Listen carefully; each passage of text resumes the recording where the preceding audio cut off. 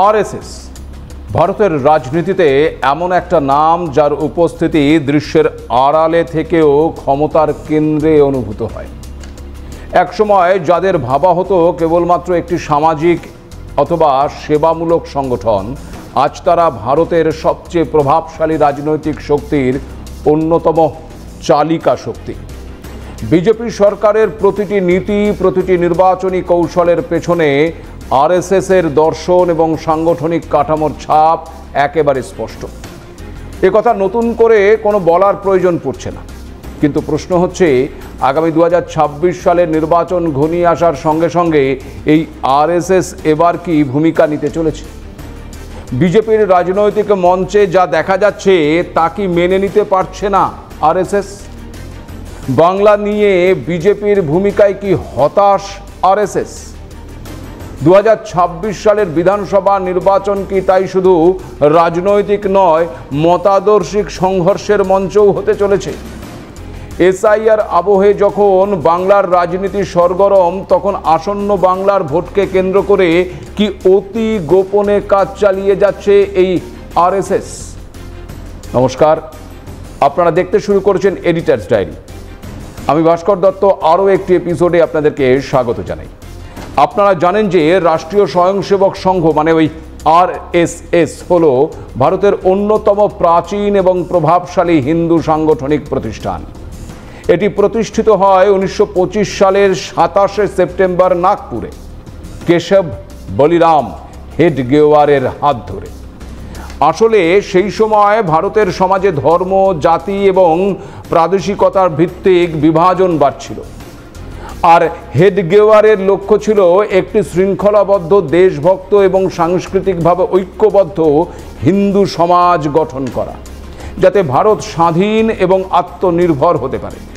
আরএসএসের মূল উদ্দেশ্য প্রাথমিকভাবে জাতি গঠনের জন্য চরিত্র গঠন, শৃঙ্খলা, স্বসেবার এবং সামাজিক ঐক্যের ওপর জোর দেওয়া।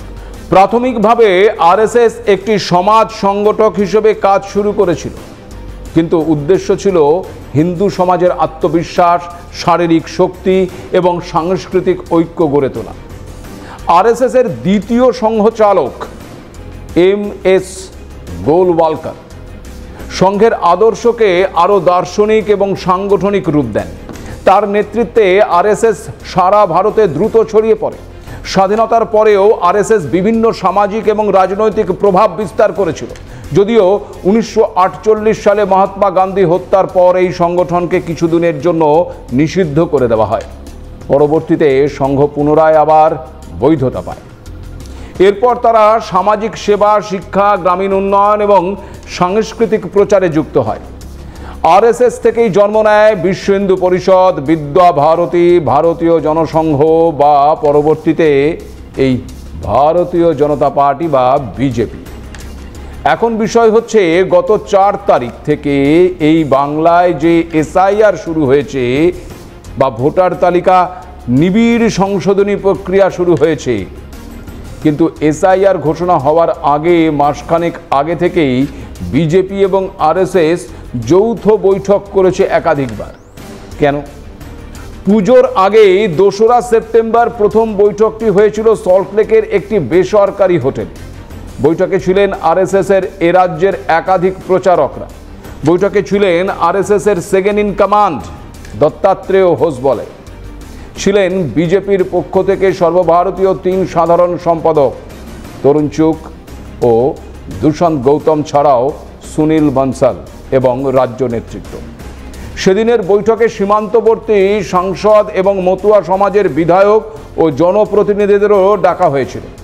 বৈঠকে আলোচনার জন্য বিষয়বস্তু ছিল, যদি এসআইআর হয় তবে মতুয়া অথবা ওই নমশূদ্র সমাজের মানুষের নাম বাদ যাবে, অর্থাৎ যাদের কাছে স্থায়ী নাগরিকত্ব নেই।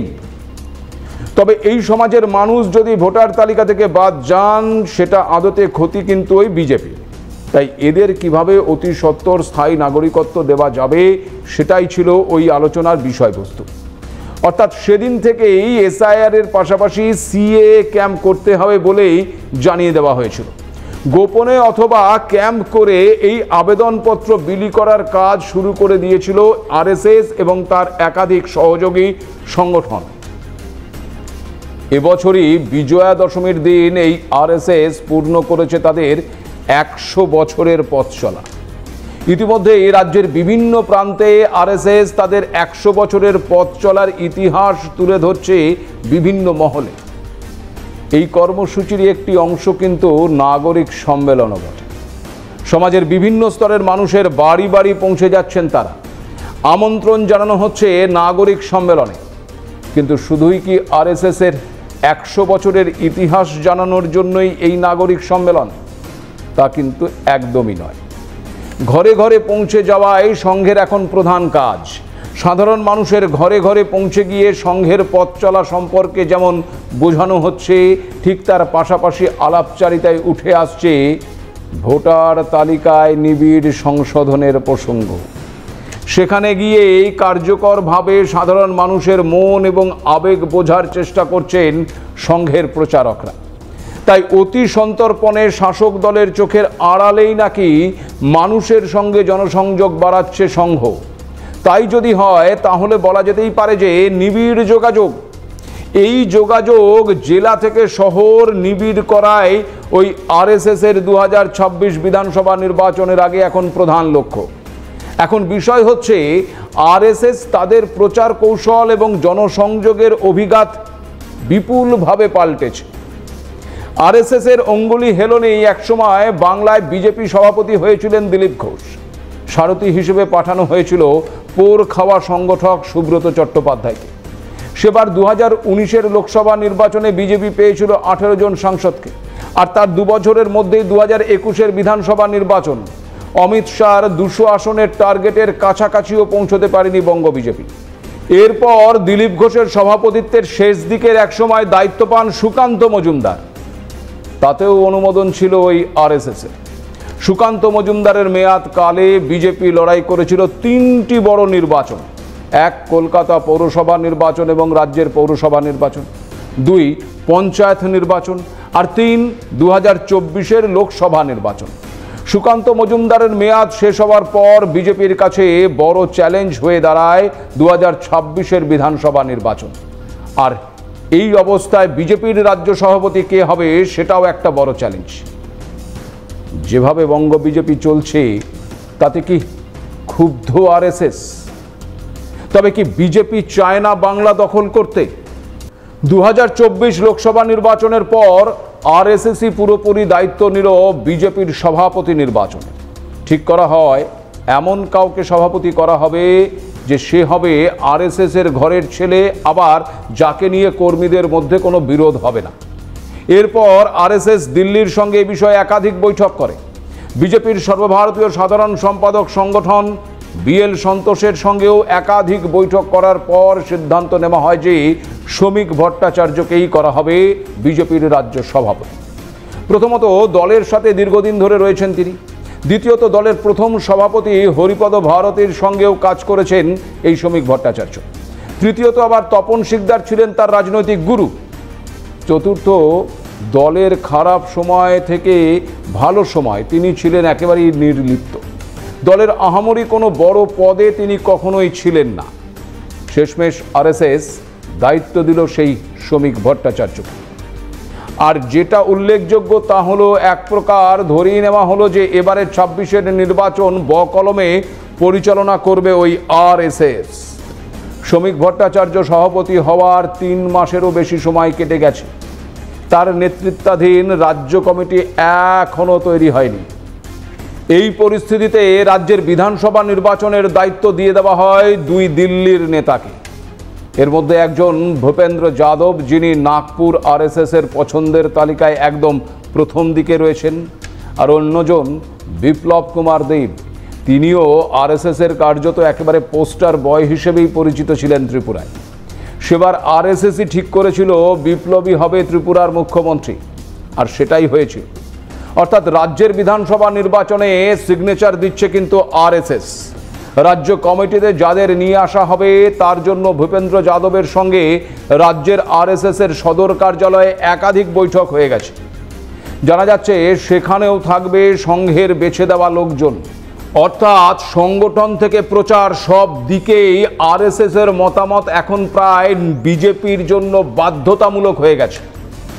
তবে কি রাজ্য বিজেপির ওপর ভরসা করতে পারছে না আরএসএস? এমনকি কেন্দ্রীয় বিজেপি নেতৃত্ব আদৌ বাংলা দখল করতে চায় কিনা তা নিয়েও কি ওই আরএসএস এর মধ্যে দ্বন্দ্ব রয়েছে? বলতে পারেন কেন এই প্রশ্ন করছি? কারণ সম্প্রতি আরএসএস এর মুখপত্র স্বস্তিকার উত্তরের সম্পাদকীয়তে যে প্রতিবেদন প্রকাশিত হয়েছে তা অত্যন্ত তাৎপর্যপূর্ণ বলেই মনে করা হচ্ছে। প্রতিবেদনটির শিরোনামটি সবচেয়ে বড় প্রশ্ন তুলে দিয়েছে। পশ্চিমবঙ্গকে রক্ষার দায় কার? শুধু বাঙালি হিন্দুর নাকি ভারত সরকারের? শিরোনাম থেকেই পরিষ্কার আঙুল উঠছে বিজেপির কেন্দ্রীয় নেতৃত্বের দিকে। পশ্চিমবঙ্গের বিভিন্ন জায়গায় হিন্দুদের ওপর অত্যাচার হচ্ছে, বঙ্গজননীর বস্ত্র হরণ করা হচ্ছে, কিন্তু তা কেউ চাক্ষুষ করছে না। ধৃতরাষ্ট্র, ভীষ্ম, দ্রোণাচার্যর মতো দ্রৌপদীর বস্ত্র হরণ হতে দেখেও সকলে নিশ্চুপ। যে অভিযোগ এতদিন বাম এবং কংগ্রেস করে আসছিল, সেই অভিযোগের প্রতিফলন এবার লক্ষ্য করা যাচ্ছে আরএসএস এর মুখপত্রে। সেখানে পরিষ্কার লেখা হয়েছে, পশ্চিমবঙ্গের এই দুর্দিনে রাজ্যবাসীর পাশে থাকার কথা যার, দেশের সর্বময় কর্তা এখন দিদি ভাইয়ের মধুর সম্পর্ক রক্ষায় ব্যস্ত। এতে নাকি দেশের গণতন্ত্রের ভিত শক্ত হয়, কেন্দ্র ও রাজ্যের মধুর সম্পর্ক পাকাপোক্ত থাকে। তাই তিনি বঙ্গজননীর আর্তনাদ না শোনার প্রতিজ্ঞায় অটল। স্বাভাবিকভাবেই এখানে দেশের সর্বময় কর্তা বলতে কাকে বোঝানো হয়েছে তার আমার বলার কোনো অপেক্ষা রাখে না। আপনারা নিশ্চয়ই তা বুঝতে পারছেন। এমনকি দেশের স্বরাষ্ট্রমন্ত্রীকে সরাসরি উদ্দেশ্য করে ওই স্বস্তিকায় লেখা হয়েছে, দেশের স্বরাষ্ট্রমন্ত্রী যিনি তুড়ি মেরে অশান্ত কাশ্মীরকে নিমিষে ঠান্ডা করে দিতে পারেন, সেই কেন্দ্রীয় স্বরাষ্ট্রমন্ত্রী কী কারণে জানি না যে তিনিও আজ নিশ্চুপ দ্রোণাচার্যের মতো। বাংলার জন্য কেন্দ্রীয় স্বরাষ্ট্রমন্ত্রী কী পদক্ষেপ নিয়েছেন তা নিয়ে সরাসরি প্রশ্ন তোলা হয়েছে একেবারে ওই আরএসএস এর মুখপত্রে। এখানে একটা বিষয় লক্ষ্য করে দেখুন, সদ্য বিহার বিধানসভা নির্বাচন বলুন কিংবা তার আগে দিল্লি বিধানসভা নির্বাচন, দুটো ক্ষেত্রেই কিন্তু এই অমিত শাহকে খুব একটা প্রচার করতে দেখা যায়নি। আবার আরএসএস এর 100 বছর পূর্তি অনুষ্ঠানে প্রধানমন্ত্রী নরেন্দ্র মোদী থেকে জেপি নাড্ডা, রাজনাথ সিং সহ অন্যান্য আরও একাধিক বিজেপি নেতাকে দেখা গেলেও দেখা যায়নি কিন্তু অমিত শাহকে। তবে কি আরএসএস এর গুড বুকে নেই অমিত শাহ? যদিও এই প্রশ্নের উত্তর সময়ের কাছেই তোলা থাক। তবে আরএসএস এর মুখপত্রের প্রতিবেদনের আরও একটি বিষয় ভীষণভাবে উল্লেখযোগ্য। আরএসএস এর ওই মুখপত্রে বলা হয়েছে, কেন্দ্রীয় নেতারা বলছেন এর বিরুদ্ধে মানুষকে রাস্তায় নেমে প্রতিবাদ করতে হবে। অদ্ভুত তত্ত্ব। সাধারণ মানুষকেই যদি জেহাদিদের বিরুদ্ধে লড়তে হয়, তবে তারা কি করবেন? তাদের ভোট দিয়ে ওই চেয়ারে বসানো হয়েছে কেন? বাংলায় 26-এর বিধানসভা নির্বাচনের আগে আরএসএস এর মুখপত্রে সরাসরি বিজেপি নেতৃত্বের প্রতি এই উষ্মা প্রকাশ যথেষ্টই কিন্তু তাৎপর্যপূর্ণ। তবে কি আরএসএস যা চাইছে বিজেপি সেই পথে হাঁটছে না? বাংলা দখলের জন্য যেভাবে আরএসএস তার সংগঠন বিস্তার করেছে তা জানলে চমকে উঠবেন আপনি। তথ্য বলছে 2011 সালের পর থেকে বাংলায় সংঘের শাখা বৃদ্ধি পেয়েছে হু হু করে। আরএসএস মূলত এই বাংলাকে 3টি ভাগে ভাগ করে থাকে, উত্তরবঙ্গ, দক্ষিণবঙ্গ এবং মধ্যবঙ্গ। এই 3 বঙ্গে কার্যত শাখার পরিমাণ বেড়েছে 2 থেকে 3 গুণ। পরিসংখ্যান বলছে 2023 সালে উত্তরবঙ্গে ছিল মোট 1034টি সংঘ ইউনিট, শাখা ছিল 493টি। মাত্র 2 বছরের ব্যবধানে 2025 সালে এই সংখ্যা বেড়ে দাঁড়িয়েছে 1153-তে। শাখার সংখ্যা বেড়ে দাঁড়িয়েছে 547-এ। অর্থাৎ উত্তরবঙ্গের প্রত্যন্ত অঞ্চল থেকে শুরু করে শহরাঞ্চল সমস্ত জায়গায় এই আরএসএস তার সাংগঠনিক উপস্থিতি আরও মজবুত করেছে।